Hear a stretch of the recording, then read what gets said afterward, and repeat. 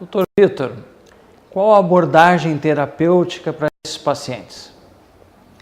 Bom, naturalmente, cada caso deve ser avaliado individualmente, mas em se tratando de transtorno de estresse pós-traumático, algumas abordagens demonstram bastante eficácia. Uma delas, o tratamento farmacológico, que visa diminuir uma série de sintomas ativadores e tal, melhorar a qualidade de vida da pessoa. Esse tratamento farmacológico ele é a base de antidepressivos, que se sabe que tem essa função também no transtorno de estresse pós-traumático. Existe o tratamento psicoterápico também, que é igualmente eficaz, principalmente se tratando de psicoterapia cognitivo-comportamental, que é um tipo de terapia mais focada no trauma, falando especificamente sobre o TEPT, uma terapia que é mais breve, mais focada em sintomas, tem modalidades diferentes dentro da cognitivo-comportamental, algumas se baseiam mais em focar os sintomas ativadores e fazer com que a pessoa reexperiencie dentro de um consultório certas sensações e tal, para que vá se dessensibilizando ao longo do tempo. Claro que isso é feito com devido suporte, com um treinamento para a pessoa se dessensibilizar, ou seja, para que possa pensar no assunto, lembrar e tal, e não desencadear aquela série de sintomas ansiosos. E tem também, dentro da cognitivo-comportamental, técnicas que se baseiam mais na reestruturação cognitiva, que tem a ver com aquelas crenças, como eu tinha falado anteriormente, aquelas distorções cognitivas, do tipo, não consigo mais passar na Rua Andradas. Não, o problema não é na Rua Andradas. Então, a técnica vai levando o paciente a perder essas associações e reestruturar cognitivamente. Por exemplo, entendendo que o mundo não mudou por causa dessa tragédia em si. Porque tem pessoas que dizem, não, tudo mudou, o mundo mudou. Não, a experiência, a vivência da pessoa é realmente diferente e tal. Mas a pessoa acaba associando o evento com uma série de outras situações neutras. Então, essa reestruturação cognitiva visa também a pessoa dar um devido lugar, um significado para essa experiência dentro de um sistema de crença mais adequado, um sistema de crença sobre segurança, sobre exposição a riscos, medos, coisas do tipo.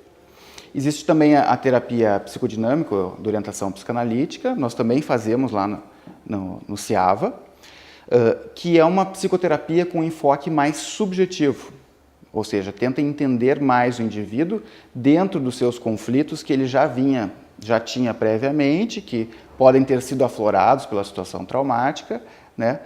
Então, essa psicoterapia tenta ajudar o paciente a trazer esses sentimentos que estão escondidos, que a pessoa não se dá conta de todas essas coisas que estão acontecendo, e ajuda a pessoa a elaborar o trauma. Na psicanálise se diz assim, que aquilo que não é elaborado, ou seja, uma situação traumática que foi experienciada, mas ela não foi devidamente processada, aquilo não ficou elaborado, ficou meio perdido dentro dela e fica aparecendo e trazendo sintomas. Aquilo que então não é elaborado, ele é somatizado ou atuado. Então, a pessoa tenta esquecer, tenta não pensar a respeito, mas acaba acontecendo um monte de situações que, na percepção deste indivíduo, estão associados à questão de uma tragédia ou do trauma em si.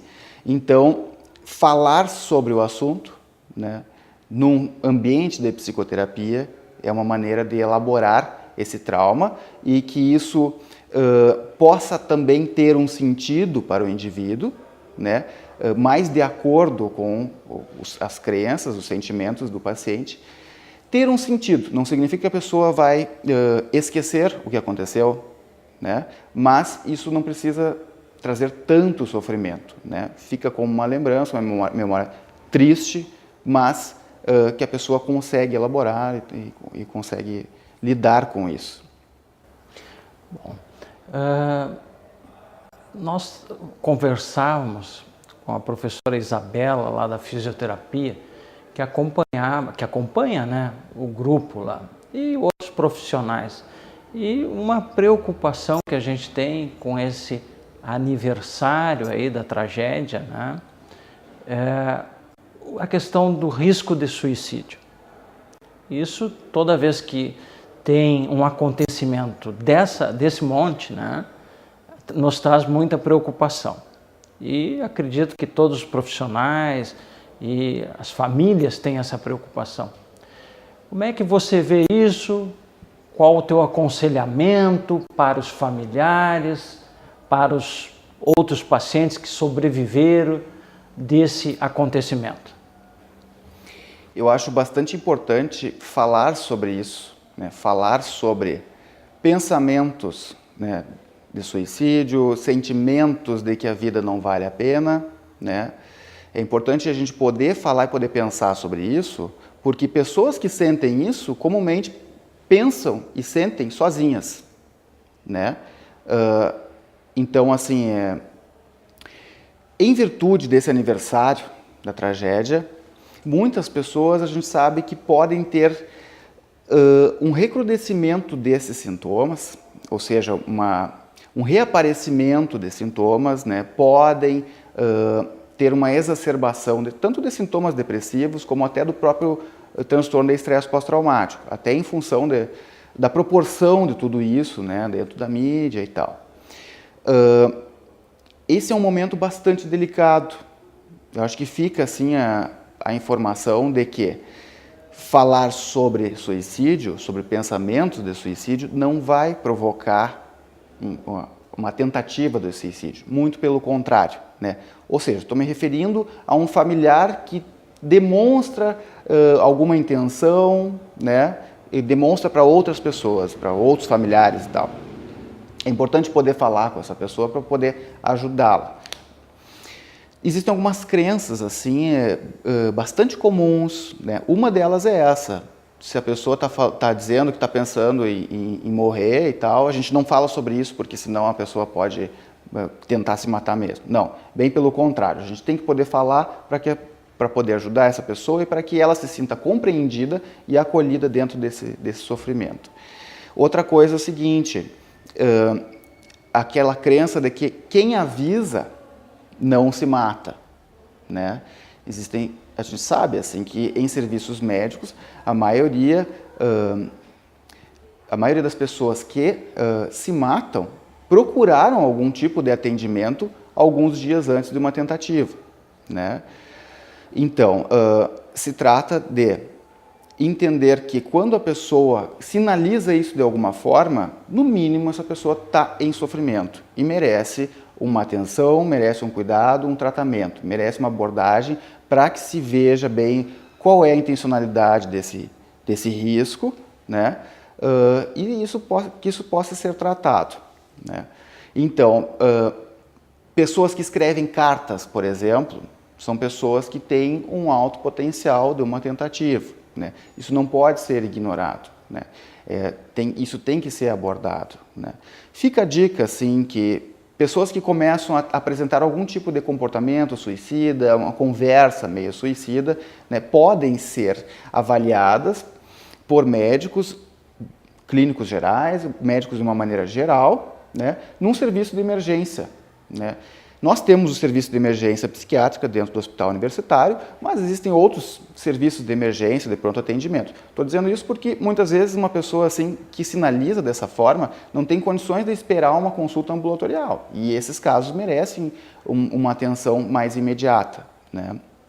Vitor, nós estamos chegando ao final desse programa e eu gostaria que você deixasse uma mensagem a todas aquelas pessoas que estão aqui conosco nesse plano, né? E que precisam dessa força que nós podemos, como seres humanos, emprestarmos a elas. Bom, eu diria assim, que a gente falar sobre isso, sobre uma tragédia dessas que mexeu demais, não só com a população de Santa Maria, é falar sobre um assunto bastante triste, né?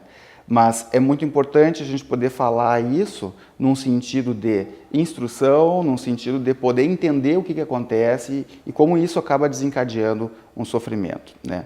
A gente sabe que ficar simplesmente assistindo matérias que mostram toda aquela situação ocorrida, isso, né, traz um efeito de relembrar o trauma e pode piorar algumas pessoas, né? Nós, como profissionais da área da saúde, né, nós como profissionais do CIAVA, desse serviço que foi criado, nós estamos abertos a receber pessoas que sofrem ou que têm dúvidas a respeito disso, se tem mesmo algum transtorno, se isso é normal, se isso não é. Nós estamos preparados para atender essas pessoas, né?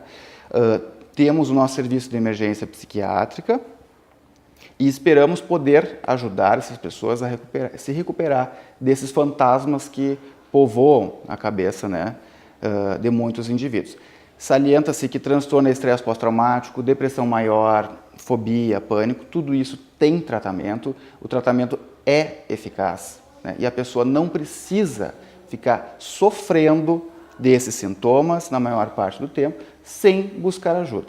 Essa ajuda tem um endereço, existe o CIAVA, existe o Acolhe Saúde, um serviço também criado pela Prefeitura de Santa Maria, e também existem os profissionais, né, que atendem a nível ambulatorial, né, em consultórios, enfim. Muito bem, chegamos ao final de mais um programa Conversando com o Cardiologista.